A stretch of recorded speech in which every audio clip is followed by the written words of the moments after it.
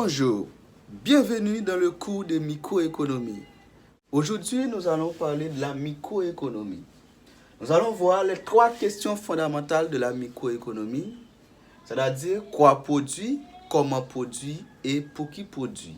Nous allons voir les composantes d'une économie qui se divise en deux groupes, les décideurs et les mécanismes de coordination. Et en fin de compte, nous allons parler des régimes de marché. D'abord, nous allons définir le marché et ensuite les concurrences du régime de marché. Qui te me pose une question? Vous abonnez à la chaîne là déjà? Si vous pouvez abonner à elle, moi invite à faire ça kounia.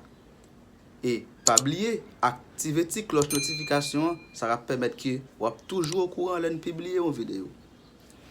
Pour introduire, d'abord, nous allons définir ensemble l'économie. C'est quoi l'économie?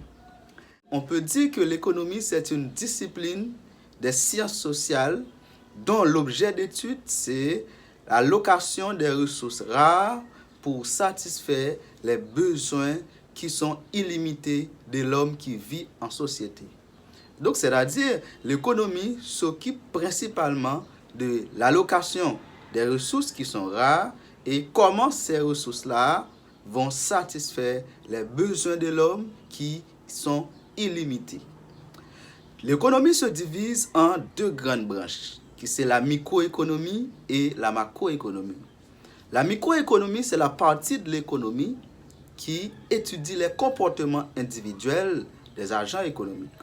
Pour la macroéconomie s'intéresse à l'étude globale de l'économie, l'étude des agrégats économiques, comme le PIB, l'inflation, la croissance économique. Dans son analyse, l'économie utilise deux approches. Une approche théorique qui se base sur les hypothèses et une approche empirique qui se base sur les faits, les données économiques.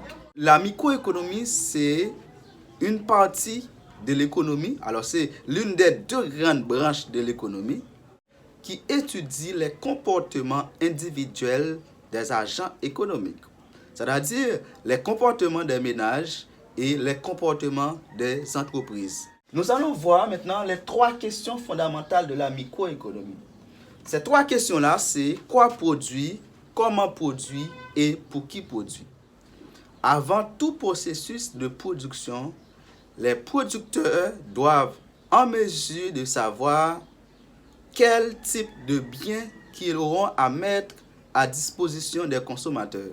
Donc ça veut dire, en tant que producteur, avant de produire un tel type de bien, il est important, il est important de poser cette question-là, quoi produire?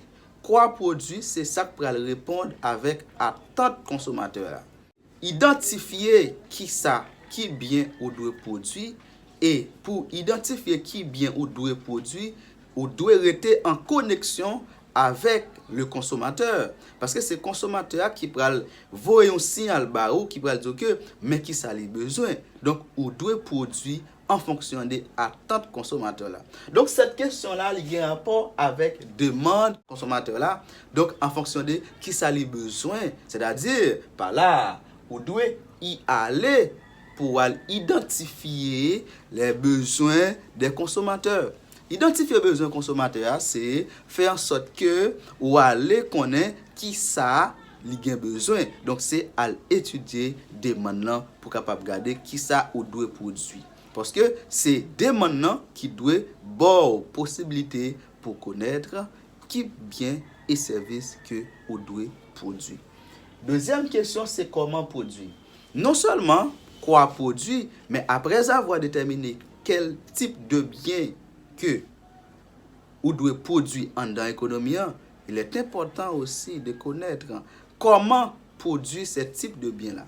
C'est-à-dire les méthodes de production, équipement qui on pral gain pour utiliser. Dans quelle situation on pral l'utiliser, dans quelle situation on pral produire bien et services pour arriver à atteindre, à satisfaire attente consommateur là. Donc c'est une question essentielle et importante qui doit poser dans le processus là pour connaître qui méthode ou doit utiliser pour produire dans quelles conditions ou doit produire pour capable satisfaire attente consommateur là.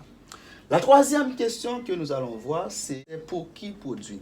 Pour qui produit fait référence au secteur cible. C'est pour quel secteur, c'est pour quelle clientèle que vous prenez le produit type de bien ça. Donc ça veut dire, lorsque une compte qui méthode de production pour l'utiliser, comment, dans quelle situation, dans quel état vous prenez le produit ou bien, l'important pour connaître pour qui est-ce qui peut le consommer bien ça. Bon, pour nous capable arriver à répondre à cette question-là, il est important de segmenter le marché, de segmenter la population.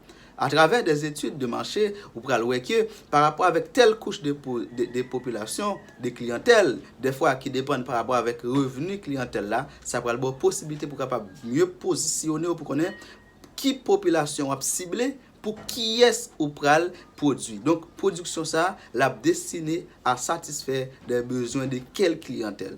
Donc par exemple, ou même ou pral gen propre critère pour capable déterminer qui population va permettre qu'il ait accès avec produit là.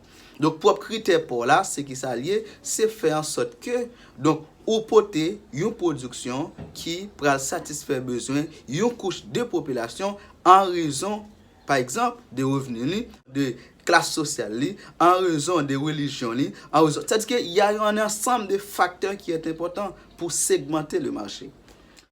L'autre point que nous allons aborder ici, c'est les composantes d'une économie. Une économie se compose de deux groupes de composantes. D'abord, c'est les décideurs et les mécanismes de coordination. Qui sont les décideurs?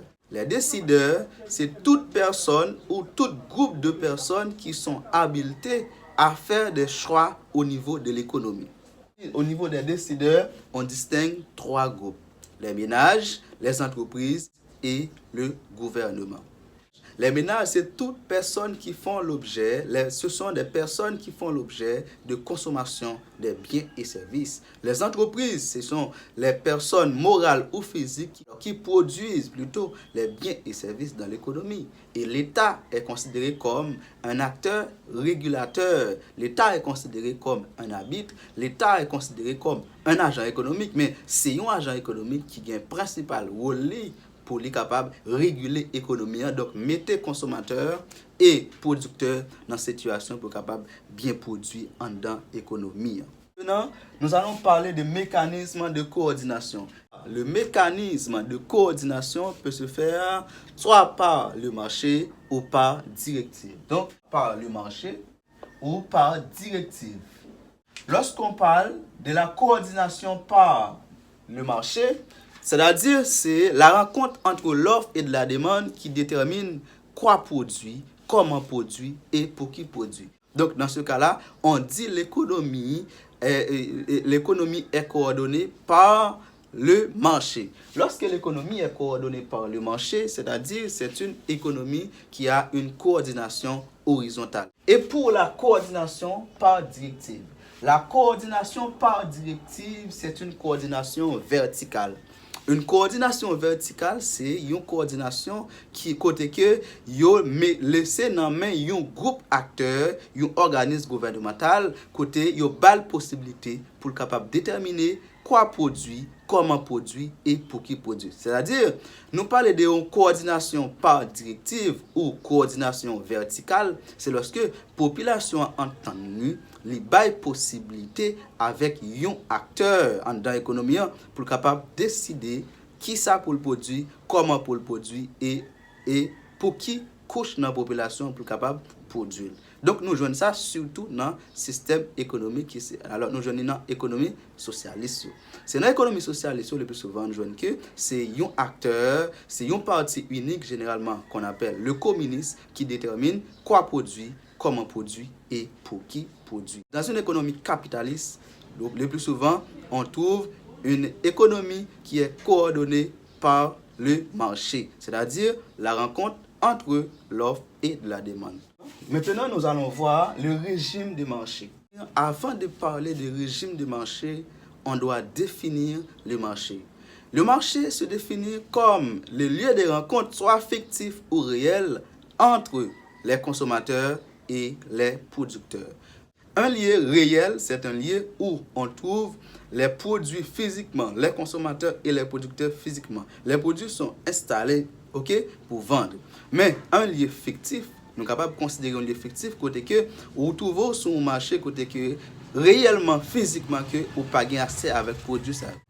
Par exemple, nous sommes capables de considérer Internet là comme un lieu de rencontre fictif entre les consommateurs et les producteurs. Au niveau du régime de marché, nous allons voir deux types de régimes de marché. Un marché qui fonctionne dans une concurrence imparfaite et un marché qui fonctionne dans une concurrence pure et parfaite. Parlons, il y a différents types de marchés.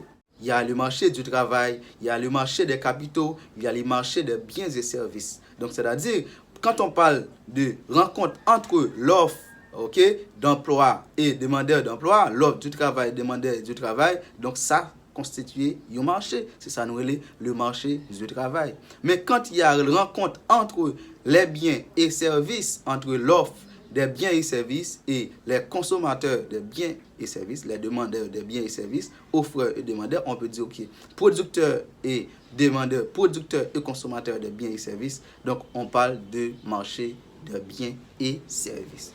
Et on peut parler aussi du marché des capitaux. Le marché des capitaux, c'est sur le marché-là qu'on échange les capitaux. C'est sur le marché-là qu'on trouve des prêts, qu'on achète des obligations, qu'on trouve des actions, etc. C'est à partir de ce marché-là que les producteurs joignent cette capacité capital pour capable investir en dans l'économie, pour capable produire des biens et services et yo pral offrir biens et services sur le marché des biens et services. Alors nous allons parler de deux régimes de marché. Un régime qui a fonctionné à concurrence pure et parfaite et un régime à concurrence imparfaite. Quand on parle de concurrence pure et parfaite, c'est-à-dire quelles sont les caractéristiques d'une concurrence pure et parfaite. Un marché qui fonctionne à concurrence pure et parfaite a 5 caractéristiques. Parmi ces caractéristiques, on a atomicité, il y a ce qu'on appelle homogénéité, libre d'entrée et sortie, la mobilité, et enfin la transparence.